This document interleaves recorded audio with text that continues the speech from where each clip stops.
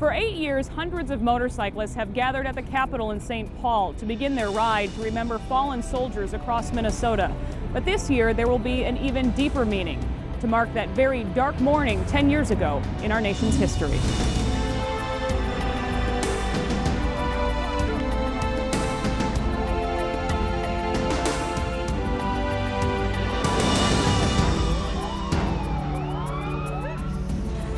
That horrific morning changed countless lives across the country, and it still is.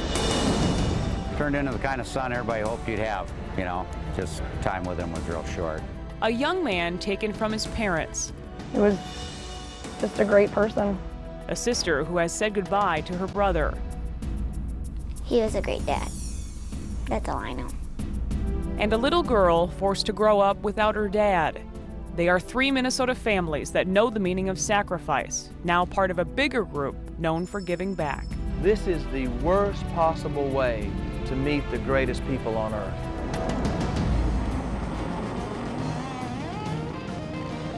They ride every year as a tribute to the troops, fanning out across the state, all with touching stories of their own.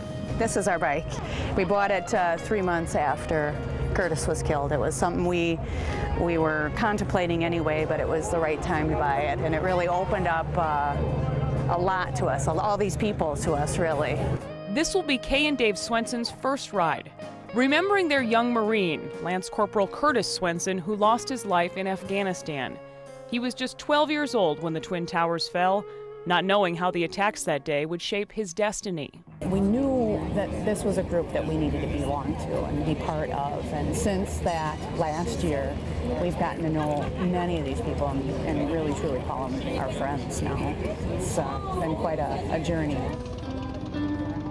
Riders made a stop to visit the Swensons last year. This year, they will return the favor to more families who've lost a loved one in war. But make no mistake that Brian Williams was a hero. He was a soldier. It was one team and one fight. He served his country with dignity, honor, and respect. I present to you Connie Scott, Patrick Rasmussen, and Sarah, Brian's family. A stop in Owatonna honors the sacrifice the Williams family made. Their 20-year-old son, Brian, committed suicide the day before he was supposed to return to Iraq. I would like for people to remember him for how he lived, not how he died. How he died happened in one day, but he lived for 20 years. We talk about Brian all the time, we think about him all the time, but for other people to ask about him and for other people to ask us to talk about him means a lot to our family. Cyclists present a plaque to each family and a flag and spend time looking through pictures at each stop, taking in many memories of each service member.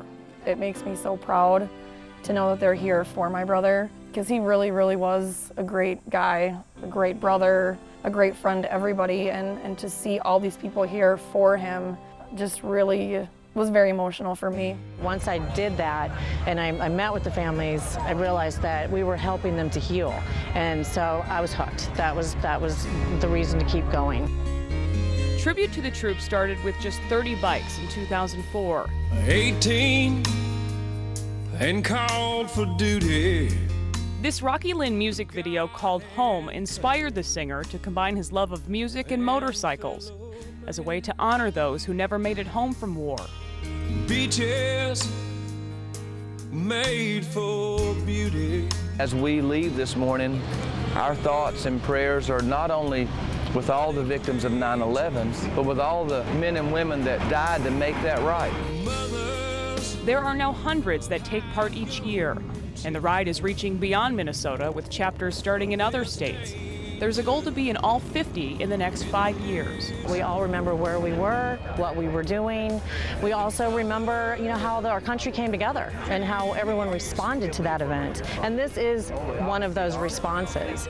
They do such a wonderful job of remembering and keeping people aware of what families go through. The motorcycles rode into Jamie Dorf's life in 2004, 3 years after she watched what happened on September 11th. It meant something completely different to me because I knew that we were going to war. There was no ifs, ands, or buts about it.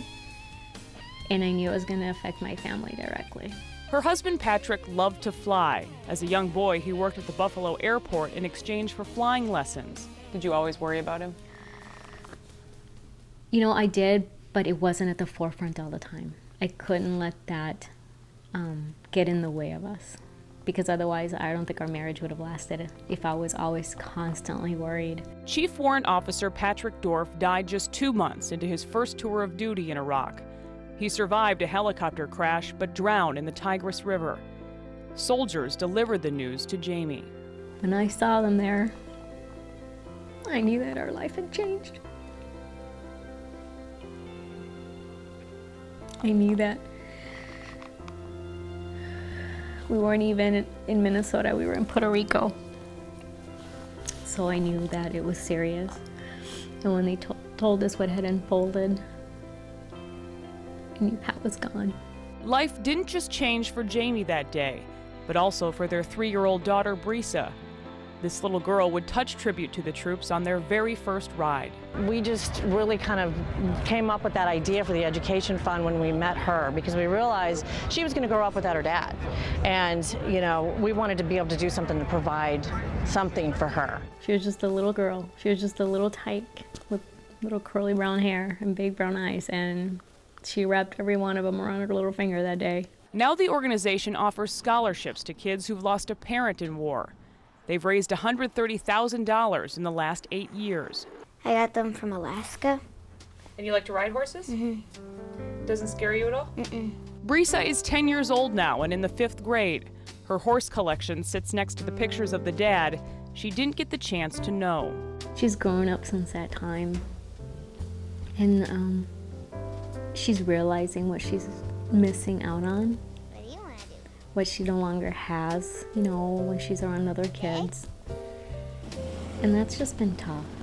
But she does have a group that draws her close to her dad each September. I think they're awesome. You feel pretty close to them? Mm-hmm. I feel like they're family. So they will continue to ride.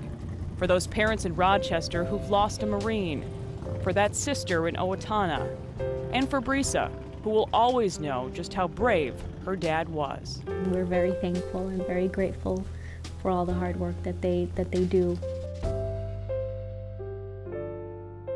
Life to the Max is brought to you by Life Touch, photography for a lifetime.